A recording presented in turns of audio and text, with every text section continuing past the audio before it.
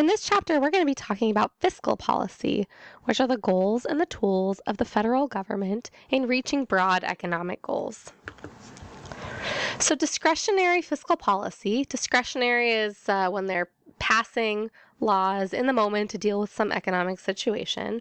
And fiscal policy is things that Congress and the president, or the federal government, is doing to reach broad economic goals. And they do this through the deliberate manipulation of taxes and government spending.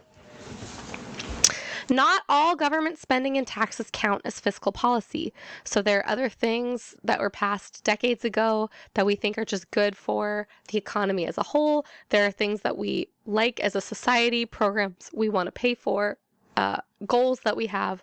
But if it's an attempt to get the country out of a recession or to reduce inflation, then it can potentially count as fiscal policy.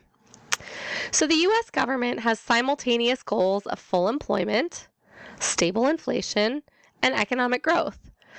These are the same goals that we had in monetary policy, right? We want low unemployment. We want to be at that long-run GDP level. We want to have stable prices, so it's okay to have inflation as long as it's low and predictable, and then economic growth, things that can increase the productive capacity of our economy. So there's two things that the government can do, that the president and Congress can do to achieve these goals. They can increase or decrease government spending, or they can increase and decrease taxes. So these are their main tools.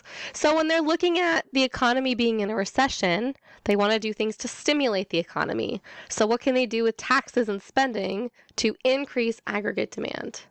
Or if the economy is in a time of high inflation, they want to contract the economy. So how can they use taxes and spending to decrease aggregate demand? And just like we talked about with monetary policy, sometimes these goals are conflicting. So lowering the inflation rate is going to also decrease the level of employment. And so depending on what's going on in your economy, too much contraction can actually cause a recession. Or during a recession, stimulating the economy too much can cause high inflation. And so it's really tricky, and they're not great at fine-tuning the economy. They're mainly just there to step in when something is a really big problem. So expansionary fiscal policy, this is where the government is trying to increase aggregate demand. So if you see on this graph over here at AD1, the economy is in a short-run equilibrium that is below our long-run GDP. This is going to be a recession, right? Anytime we are producing at a short-run equilibrium to the left of that long-run supply curve, it means we're in a recession. So expansionary policy is going to be used during recession because they're trying to increase aggregate demand. They want it to shift over till we get to that long-run full employment level. So they can increase spending, or they could decrease taxes. So if you remember, aggregate demand is made up of consumption, investment, government spending, and net exports. So if the government increases spending, that's this G portion right here. So if they increase spending, it's going to increase total aggregate demand and shift that curve to the right. If they decrease taxes, it can affect consumption and investment. They can decrease household taxes. They can decrease business taxes. When they decrease taxes, that's going to increase spending from consumers and investors. So when the government decreases taxes, it turns into more money for consumers and investors who then spend it. So an expansionary fiscal policy will shift the aggregate demand curve to the right. And because of the GDP multiplier, the change in taxes or spending actually needs to be less than that total gap.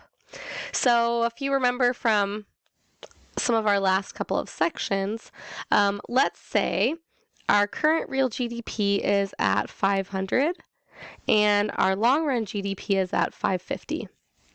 So we're trying to increase GDP by $50. If we have a multiplier of 4, Okay, so let's say we have a multiplier that's equal to 4. So this could be from like a marginal propensity to consume of 0.75. Okay, so multiplier of 4. And the government wants this to shift by $50 billion. Then we need to increase spending by $12.5. Okay, then that's going to multiply by 4, and it will turn into 50. Okay, so let's do an example on your side. Government wants to close a $20 billion recessionary gap. The GDP multiplier is 5. How much would they have to increase government spending? So we'd say 20 divided by 5. If they spend $4 billion, then it's going to increase real GDP by $20 billion. Same thing with taxes. So if they lowered taxes by $4 billion, it would lead to $20 billion extra in real GDP. A contractionary fiscal policy happens when they're trying to shrink the economy. So we're at some kind of short-run equilibrium that's to the right of that long run, right? We've got an inflationary gap. So contractionary fiscal policy is going to shrink the economy, right? Shift aggregate demand to the left. This is generally used when there's a lot of inflation happening in the economy. So a contractionary policy would be to decrease government spending or increase taxes. When you increase taxes, consumers and businesses have less money, and so they spend less. So both of these things shift aggregate demand to the left. Multiplier effect works for contractionary policies as well. So the change in spending and taxes needs to be less than whatever the inflationary gap is. Okay, so spending or taxes, which one should the government do? Are changes in taxes or spending preferable for correcting problems in the economy? This is really a normative question. The answer depends on your opinion about how big you think the government should be. So if you think the government is too large, right, it's too big, you'd rather have a smaller government, then you would prefer a reduction in taxes during a recession and a reduction in government spending during times of inflation. So if you think the government is too big, you would like it to be smaller, then you would prefer policies that reduce taxes and reduce spending. If you think the government is a good size or you think that it's too small, you wish we had a bigger government, then you would prefer policies that increase taxes to reduce inflation or increase spending to help fight recessions. Okay, so if you want the government to be bigger, then you want policies that increase spending and taxes. If you want the government to be smaller, you prefer policies that reduce taxes and spending. Usually, discretionary fiscal policy does both of these things.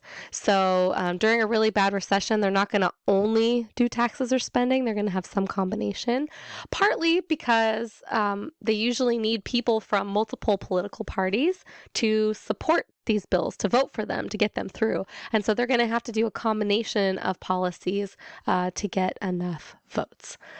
Now, if you notice, so far, this has gone a lot faster than monetary policy because it's much quicker. Increase or contractionary policy, they just decrease government spending, causes demand to shift. Or they increase taxes, so consumption and spending goes down, causes it to shift. It's not as indirect as with monetary policy. It has a much more direct impact. There's a lot less steps to remember with fiscal policy. Okay, we will end this first video here, and then we will talk more about government spending, debt and deficit, and some of the potential problems or complications with fiscal policy.